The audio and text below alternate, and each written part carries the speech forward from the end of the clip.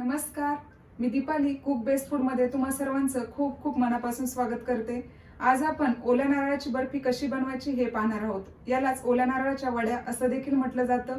ही बर्फी खायला खूपच छान लागते। आज आपण अगदी घरगुती पद्धतीने कमी साहित्यामध्ये ही रेसिपी बनवणार आहोत। चला तर मग या गोड रेसिपीला सुरुवात करूयात। ओल्या नारळाची बर्फी बनवण्यासाठी मी 2 मोठे नारळ फोडून घेतलेले आहे आणि त्याचं खोबरं काढून घेतलेलं आहे। या खोबऱ्याची मी पाट काढून घेतलेली आहे। पाटचा जो ब्राऊन कलरचा पाट असतो तो काढून घेतलेला आहे। यामुळे हे एकदम पांढरा शुभ्र खोबरं आपल्याला मिळालेलं आहे। आता हे खोबरं आपण मिक्सर मध्ये बारीक करून घेणार आहोत, त्यामुळे याचा किस एकदम पांढरा शुभ्र आपल्याला मिळणार आहे। हे पहा, मी ओल्या नारळाचं खोबरं मिक्सर मध्ये बारीक वाटून घेतलेलं आहे आणि ते एका वाटीने मोजून घेतलेलं आहे। ते 1 वाटी भरलेलं आहे। तर आपल्याला ओल्या नारळाची बर्फी बनवण्यासाठी यामध्ये आपण अर्धा वाटी साखर घालणार आहोत। गॅसवर मी एक कढई ठेवलेली आहे, त्यामध्ये आता आपण 1 चमचा तूप घालून घेऊयात। तूप चांगलं वितळलं का त्यामध्ये आपण खोबऱ्याचा किस घालून घ्यायचा आहे।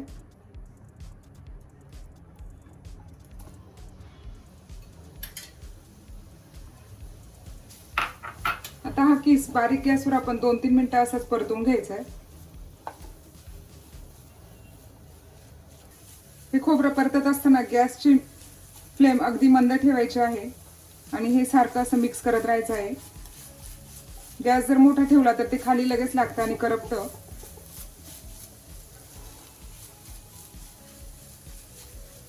असं 2-3 मिनिटं छान परतून घेतल्यामुळे यामध्ये असलेलं पाणी सुकलं जातं।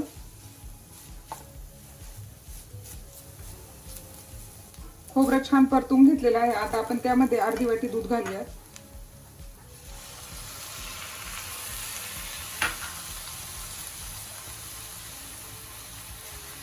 आणि पुन्हा आपण हे 4 ते 5 मिनिटं हे मिश्रण असंच मिक्स करून घेऊयात।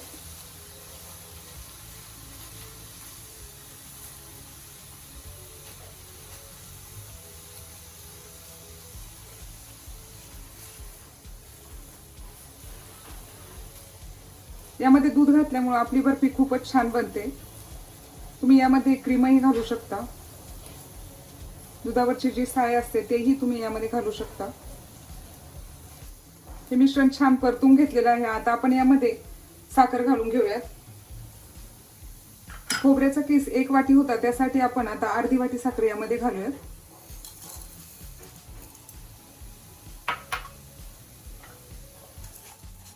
आणि पुन्हा हे 5 मिनिटं मिश्रण छान मिक्स करून घेऊयात।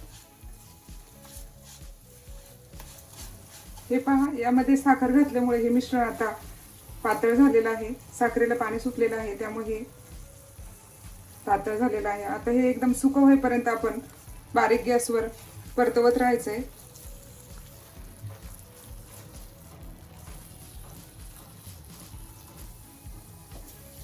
हे पहा, हे मिश्रण 4-5 मिनिटं मिक्स केल्यानंतर छान घट्टसर झालेलं आहे।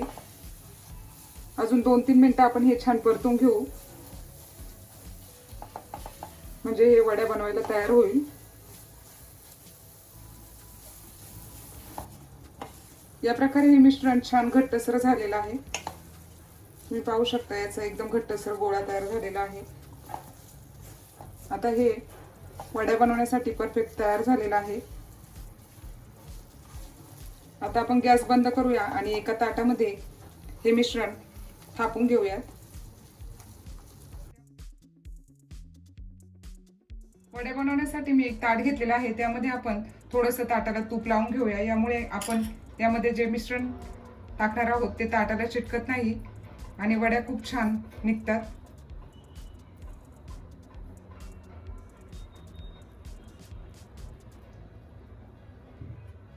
आता हे मिश्रण आपण या ताटामध्ये काढून घेऊयात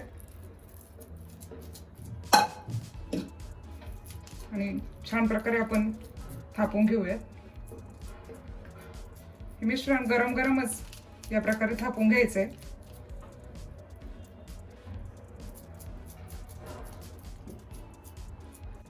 आता आपण यावर थोडेसे काजू बदामाचे काप डेकोरेशनसाठी टाकूया।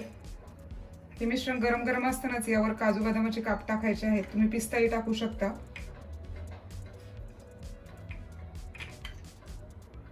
आणि हे छान असं मिश्रण गरम असतानाच त्यावर दाबून घ्यायचं आहे।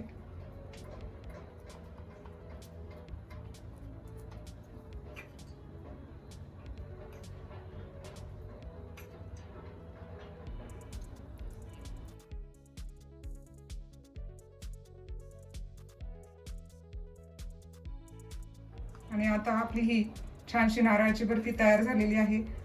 आता आपण ही सेट होण्यासाठी 2 ते 3 तास अशीच ठेवूया. तुम्ही ही सेट होण्यासाठी फ्रीजमध्ये अर्धा तास ठेवली तरी चालेल.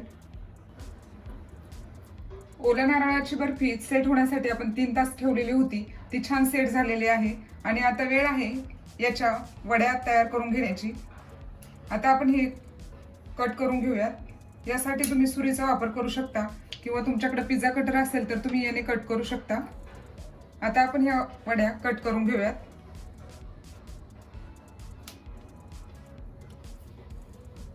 या पद्धतीने तुम्हाला पाहिजे त्या साईजच्या तुम्ही वड्या कट करून घेऊ शकता.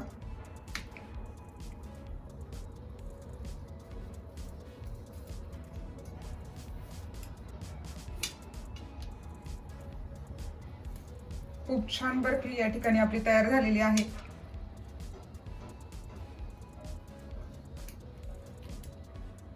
या प्रकारे मी कट करून घेतलेली आहे.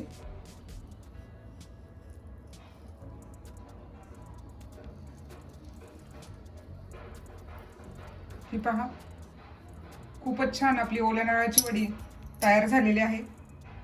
तुम्ही पाहू शकता. याच प्रकारे मी सगळ्या वड्या काढून घेते.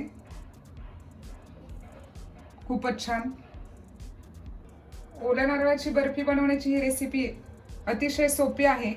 तुम्ही एकदा या पद्धतीने बर्फी बनवून पहा. ही पद्धत कशी वाटली ती मला कमेंटमध्ये नक्की कळवा. असेच नवनवीन पदार्थ पाहण्यासाठी आपल्या कुक बेस्ट फूड चॅनलला सबस्क्राईब करा. बाजूचे बेल बटनही प्रेस करा, जेणेकरून मी अपलोड केलेले नवनवीन व्हिडिओ सर्वप्रथम तुम्हाला पाहायला मिळतील. चला तर मग भेटूया पुढील नवीन व्हिडिओमध्ये नवीन रेसिपी सोबत. धन्यवाद.